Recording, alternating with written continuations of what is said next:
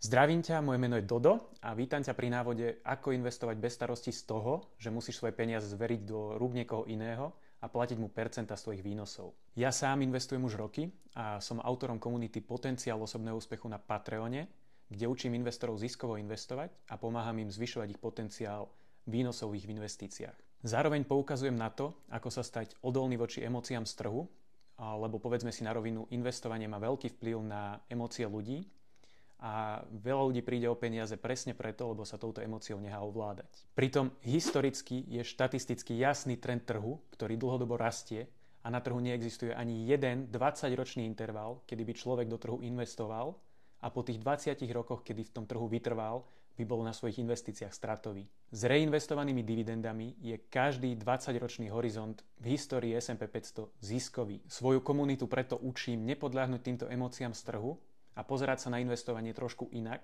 tým správnym ziskovým pohľadom. Nikomu negarantujem rýchly zisk alebo že investovaním zbohatne.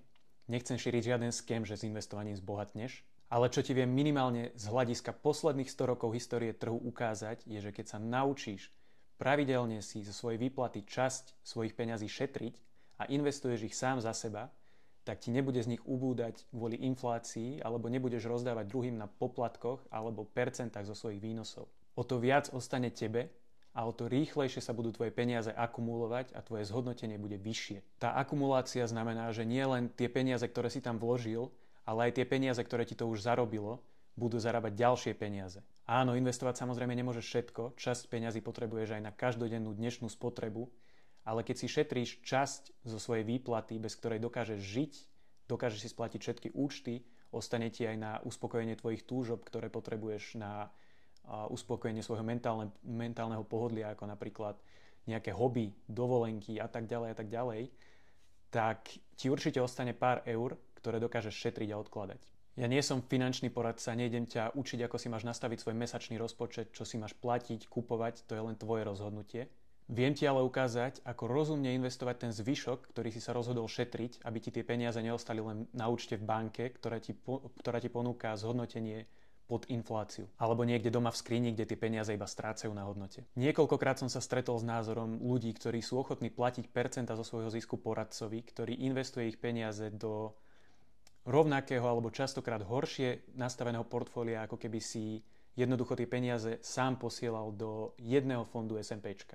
Teraz ti ukážem na reálnych číslach, aby si to dokázal predstaviť, čo ťa stojí čo i len 1% poplatok svojmu poradcovi. Pripravil som si tu pre teba screeny priamo z kalkulačky pre výpočet zloženého úročenia.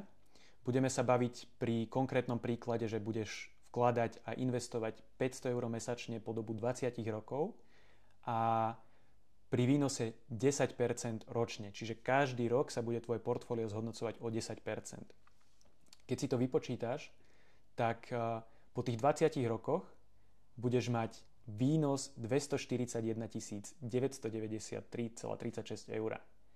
Keď si ale iba jedno jediné percento ubereš a nebude to 10%, alebo je to 9%, tak ten tvoj výnos pôjde dole o takmer 40 000, čo je 16% zo zisku. 16% zo svojho zisku stratíš a zaplatíš to svojmu poradcovi. Dajme tomu, že by si platil nie 1% svojmu poradcovi, ale 2%. Hej, čiže nebude tvoj výnos 10%, alebo je to iba 8%. Keď si to pri 8% spočítaš, kľudne si to môžeš overiť, tak pri 8% alebo teda tvoj výnos bude už iba 166 000. Čiže to je o 33% menší zisk, ktorý necháš niekomu inému, pretože si neinvestoval tie peniaze sám za seba. V mojej komunite nájdeš všetky princípy, ktoré mne dlhodobo pomáhajú ziskovo investovať, pohľad do môjho súkromného portfólia, taktiež uvidíš, čo presne kupujem a predávam a v reálnom čase a s komentárom aj, že prečo to robím, tak ako to robím. Pretože okrem spomínaných ETF indexových fondov, do ktorých investujem pravidelne bez ohľadu na to, čo sa na trhu deje alebo kto čo zase povedal, investujem sám prevažnú väčšinu časť mojich peňazí do samostatných spoločností alebo teda akcií. Súčasťou mojej komunity sú aj tabuľky férových hodnôt spoločností, teda pri akej cene by som dané akcie kupoval. Skôr než ti ukážem, ako si založíš svoj vlastný investičný účet, aby si svoje peniaze mohol aj investovať, nielen šetriť, poprosím ťa o jednu jedinú vec. Daj mi prosím ťa like na toto video, zabere ti to max 5 sekúnd, možno aj menej, čo je podľa mňa super deal, ktorý ti zarobí určite viacej ako 5 sekúnd v tvojej práci. Nič iné od teba na oplátku žiadať nebudem. A teraz poďme rovno k veci. Účet u brokera si založíš jednoducho, ukážem ti presný postup, ako si založíš svoj vlastný investičný účet, ktorý používam aj ja sám. Ja používam brokera XTB, pretože aspoň podľa mňa má pre bežného českého a slovenského investora najjednoduchšie používateľské prostredie a najlepšiu podporu.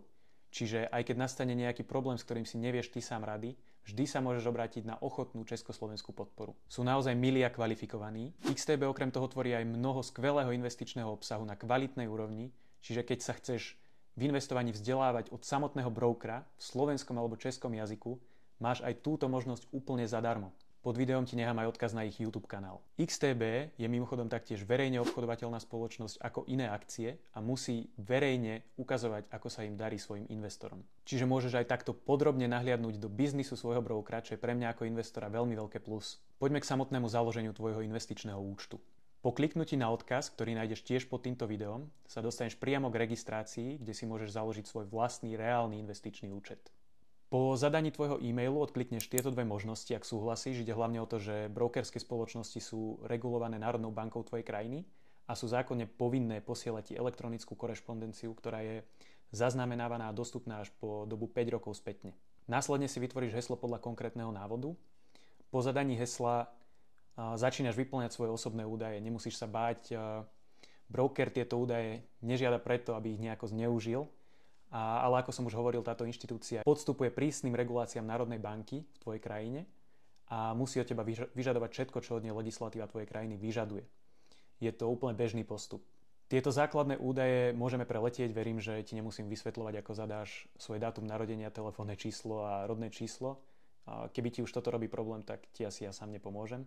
A ďalej zaškrtneš, že nie si daňový poplatník v USA, a že si daňový rezident v tvojej krajine. Tiež zaškrtneš, že budeš investovať svoje vlastné peniaze a v ďalšom kroku vyplníš údaje svojho bydliska, ďalej zadáš svoju menu, v ktorej chceš mať účet vedený, a ideálne vyber svoju menu, potom neskôr si môžeš založiť podúčty v ktorejkoľvek mene, a v ktorej by si teda chcel neskôr investovať, alebo kľudne viac podúčtov v jednej a tej istej mene v prípade, že chceš samostatný účet pre seba a samostatný účet pre svoje dieťa, alebo chceš proste len viac účtov. Inak veľká novinka, ktorú tiež vnímam ako veľkú výhodu XTB, je, že v rámci ich apky máš po novom e-wallet v XTB, kde si môžeš konvertovať meny bez poplatku za konverziu. Čiže keď sa chystáš investovať do amerických akcií alebo ETF a premeníš si eura na doláre, a vieš si ich premieňať teda bez poplatku v aktuálnej konverznej výške. Keď som ja začínal v XTB, tak túto možnosť ešte nemali a konvertoval som si peniaze cez Revolut, za ktorý som platil ročný poplatok, aby som nemusel za každú konverziu platiť samostatne. Čiže len toto je zase ďalší dôkaz, že XTB napreduje a poskytuje svojim klientom najlepšie možné výhody. Už hneď týmto ušetríš na tých poplatkoch. Jediná vec, ktorú treba dodať, je, že tie peniaze v inej mene môžeš používať len na investovanie v rámci tvojho brokera XTB. Keď si chceš tie peniaze vybrať, musíš si ich zase zmeniť na svoju menu, základnú menu účtu. Čiže napríklad, keď máš základnú menu v eurách, tak si ich zase musíš zmeniť na eurá, aby si ich mohol vybrať. Zase tento výber, alebo teda táto konverzia je zasa bez poplatku za tú konverziu. Následne si ich teda môžeš vybrať a poslať si ich na svoj účet v banke. Čo je brutálna výhoda XTB je, že tieto úkony trvajú niekoľko sekúnd, čiže nemusíš čakať niekoľko dní alebo hodín, kým ti tá konverzia prebehne. Peniaze u tohto brokera sú aj veľmi vysoko likvidné, to znamená, že si ich môžeš aj veľmi rýchlo vybrať kedykoľvek chceš. Aj prevod na obchodný účet trvá bežný pracovný deň často menej než 1 hodinu. Hneď potom môžeš investovať a rovnako to platí aj pri výbere z investičného účtu. No, poďme naspäť k registrácii. Preferovaný jazyk ti je asi jasný, referál kód netreba vyplňať. V ďalšom kroku treba vyplniť dotazník, ako som už niekoľkokrát spomínal, vzhľadom k tomu, že XTB je regulovaný NBS-kou a legislatívou teda tvojej krajiny, potrebuje od teba tieto údaje, ktorými chráni seba a rovnako aj teba. Poučenie o rizikách musí broker vždy uvádzať kvôli tým reguláciám, podobne ako musel každý podnik počas covidu upozorňovať na rúška a dezinfekciu. Tvoje investičné ciele sú samozrejme zhodnocovať svoj kapitál, Keby zvolíš tú spodnú možnosť, tak si investičný účet nezaložíš. Následne sa ťa broker bude pýtať na tvoje znalosti a skúsenosti s investovaním do akcií, dlhopisov alebo ETF. Sú to nejaké všeobecné otázky, odpovedaj podľa svojej úrovne. Ďalej sa ťa broker bude pýtať na tzv. CFD. Možno si to ešte nepočul, na chvíľku sa teda pri tom pozastavím a vysvetlím, prečo by si sa tomu mal úplne vyhnúť. CFD sú nástroje, ktoré sa možno na prvý pohľad podobajú investovaniu, ale vo svojej podstate s investovaním nemajú veľa spoločného. CFD je skrátka pre kontrakt o rozdiele ceny, čiže neinvestuješ do samotného aktíva, teda do akcií alebo ETF-ka, len špekuluješ na to, že jeho cena pôjde hore alebo dole. Znie to možno zaujímavo, ale má to obrovské riziká. CFD sa často obchodujú s pákou, teda ty si požičiavaš peniaze od svojho brokera, aby si mohol špekulovať s väčším objemom peňazí, ako reálne máš. Ono to funguje super, keď sa trh pohybuje tvojim smerom, ale stačí len malá odchýlka proti tebe a môžeš prísť o celý svoj vklad. A v najhoršom prípade ti môže broker dokonca vymazať účet až na nulu, alebo skončíš v mínuse. Navyše CFDčka sú často spojené s vysokými poplatkami a skrytými spreadmi a brokery majú pri nich často konflikty záujmov, pretože broker zarába práve vtedy, keď ich klienti prerábajú. Aj preto XTB pred každým svojim videom poučuje o rizikách práve s týmito kontraktmi, kľudne si to pozri, majú to v každom videu na začiatku. Keď si sa sem prišiel učiť o investovaní, budovaní majetku a porážaní inflácie, tak CFD nebudú tvoja cesta. Sú to nástroje skôr pre špekulantov, ktorí vedia, že môžu prísť o všetko a keď to nevedia, tak je to ich problém, ale ty to už vieš.